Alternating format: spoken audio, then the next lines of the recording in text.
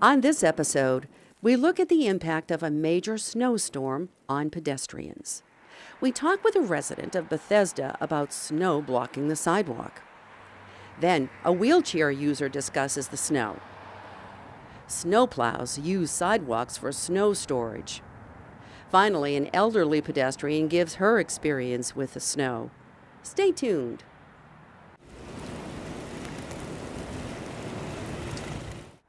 We're on Old Georgetown Road in Bethesda, Maryland. Who am I talking with?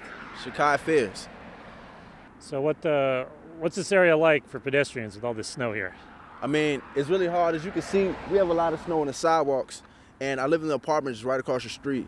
And since we're on the highway and the snow's right here, you have people walking in the streets, and it's just like the most unsafe thing you could possibly think of. You have cars coming down the street at like 50 miles per hour, and you have families walking with their children. I mean, how unsafe is that?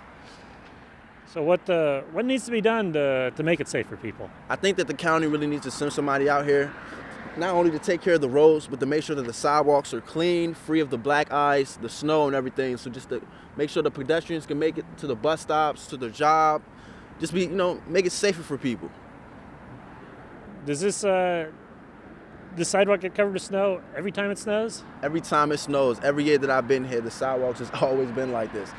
Only thing that takes care of it is Mother Nature itself. When it rains, the snow melts and then it's gone. Other than that, we have the biggest snow issue ever.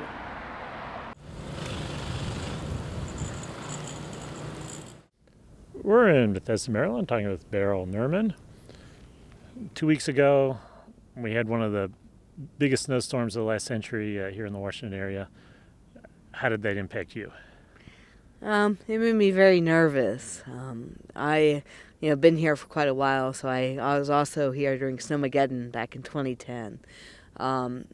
Luckily, through a campaign that I originated back in 2005, or thereabouts, called Wide Enough for Wheels, when I sat on the Montgomery County Commission for people with disabilities.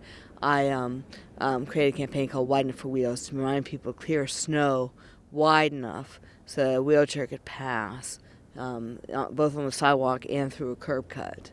And so usually after each snowstorm of quite big magnitude, I go out and I call it snow scouting. I go out and check and see where I can go, where I can't. Then I've had the fortune of meeting people on the Bethesda Urban Partnership when I was part of Bethesda Transportation Solutions also. And I email the people in charge of the Bethesda Urban Partnership and say, I'm having trouble passing here or there. One problem that continues to plague me for unknown reasons is why people only clear half a curb cut. It's like, where's the flat part of the curb cut? I want the flat part. That's the part I need. If you clear a big path, half of the curb cut and half on the high side, it doesn't do me any good. I'm still out in the street going, oh, I hope no cars are coming right this minute, and I hope they can see me. And it makes me curtail my working hours also, because I don't want to be out when it starts getting dark, but then I have to contend with the crowds on the rush hour trains and the subway, so that's bad for me too. And have you seen things improving over the years now that you've been talking to the people and the Urban Partnership and have your website to help educate people? Is it getting any better? It's getting somewhat better. I mean, I felt like during Snowmageddon 2010, it was I had a lot more problem getting anywhere. I remember being snowed in, I think, for 4 days.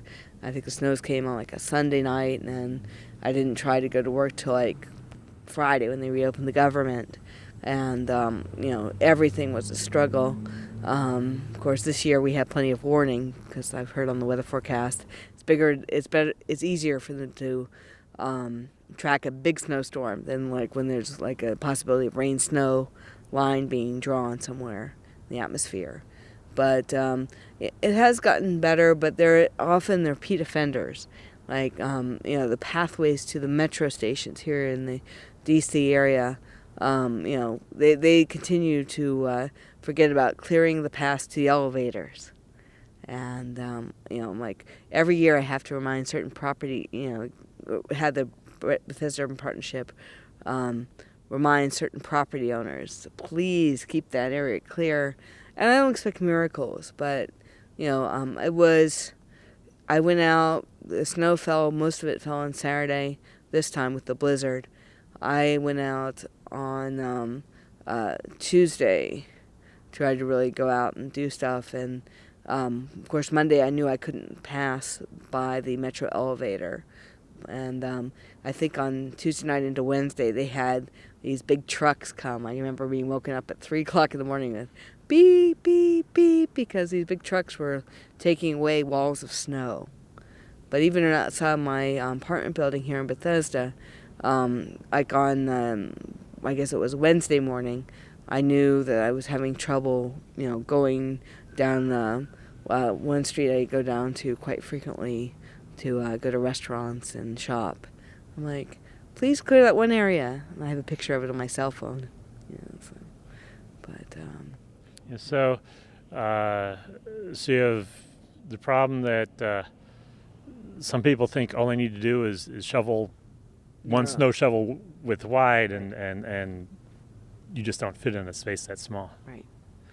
And the other thing too is when they do things like shovel small amounts, you also end up possibly hitting ice on the sides because the snow starts to melt, and then your wheels it starts skidding on the ice because you're trying to get by, and you try to make it, you just can't clear it, and then you're all of a sudden stuck on ice toward the bottom of the snowpack, and that's very disconcerting because I'm like, help, I don't want to get stuck. It's cold out here.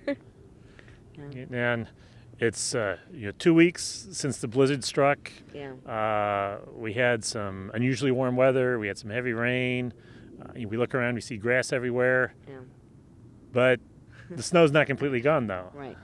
And the other problem that now that I've gotten some people to clear the sidewalks, wide enough. I'm fortunate to live, in the commercial business district, but I'm looking around and we're near residential places, and there's still quite high amounts of snow here and there. And if I was trying to catch a bus out of this neighborhood or into this neighborhood, having someone deploy a lift, down so I could get board or disembark from a bus, would still be a problem. And I raised this issue with some of my colleagues at my government agency who are also using wheelchairs. Like, we can't get buses because we can't get to them once we, are trying to get to or from work. So, and teleworking isn't always the answer because the government connections, at least to my agency, often quite slow, and you've got lots and lots of people on them. Yeah, you just stare at a computer screen while there's the bouncing, the ball spinning and spinning, like buffering. But yeah, I don't understand, why it takes them so long to clear the sidewalks. I mean, it's great that cars can get by, but at some point people have to get out of their cars and at least go into their homes. And if they're only going short distance, they're still going to have to use probably a sidewalk. And the way people drive around here, the streets can be very dangerous even in the best of conditions. So.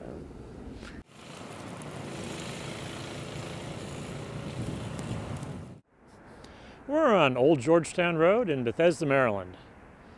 This area of the Mid-Atlantic was clobbered with 2 feet of snow just 2 weeks ago. What's happened to all that snow? Well, we had unusually warm weather and we had heavy rain. As you can see, there's bare ground visible everywhere. Everywhere except for where the snowplows piled it up. And where do the snowplows on Old Georgetown Road pile all that snow? Right on top of the sidewalk. It's going to be a while before this sidewalk is clear of snow. It's a system designed to fail.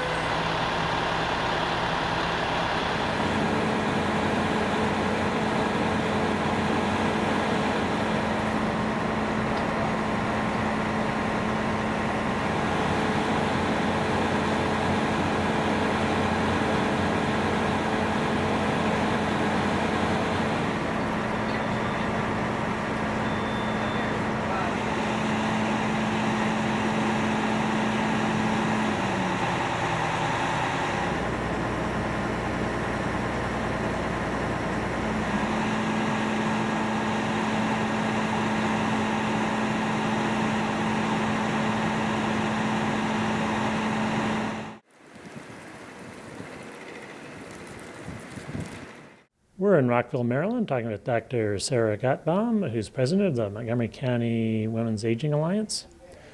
What is the Alliance?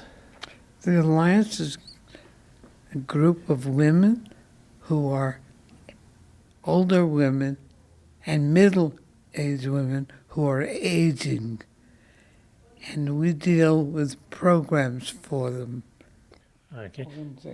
Now we're in the middle of winter. We had a pretty bad snowstorm almost 3 weeks ago. A lot of the snow has melted, but there's still some piles around here and there. What sort of problem is it for older and disabled women, and men too, but it's mostly women we're talking about, and that we represent. When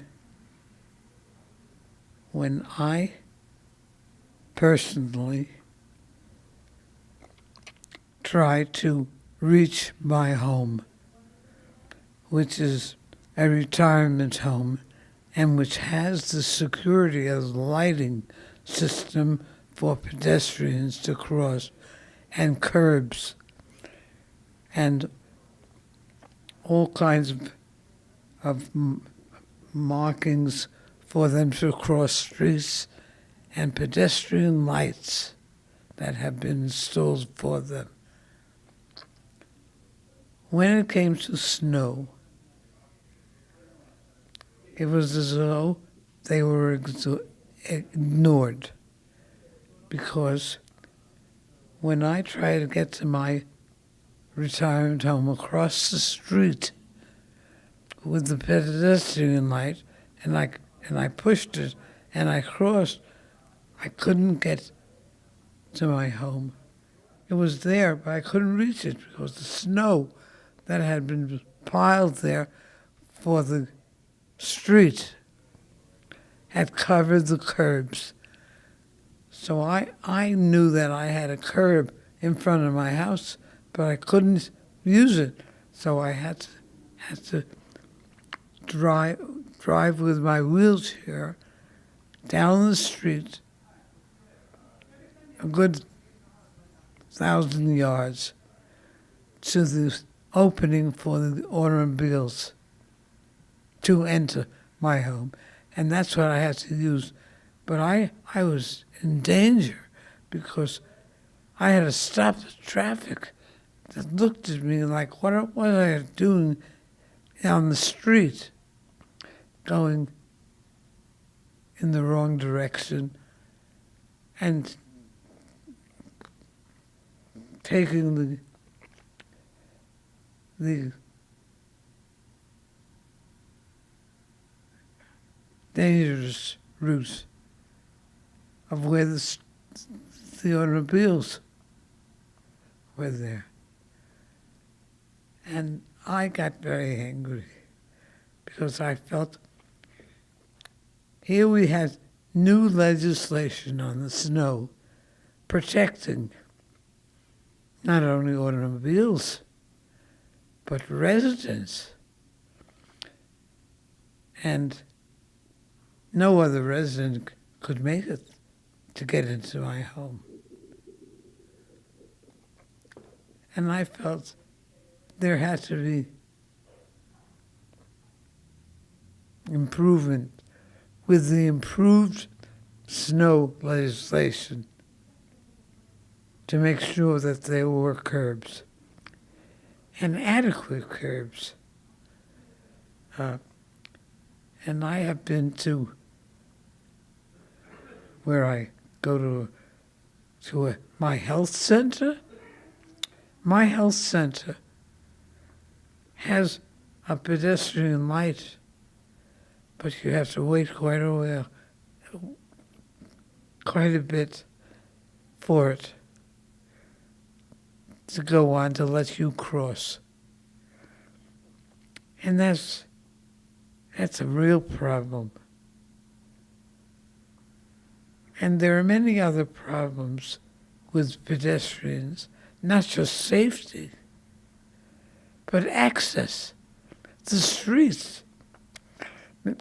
the sidewalks, many of them are just 3 feet wide. That's about as wide as my wheelchair.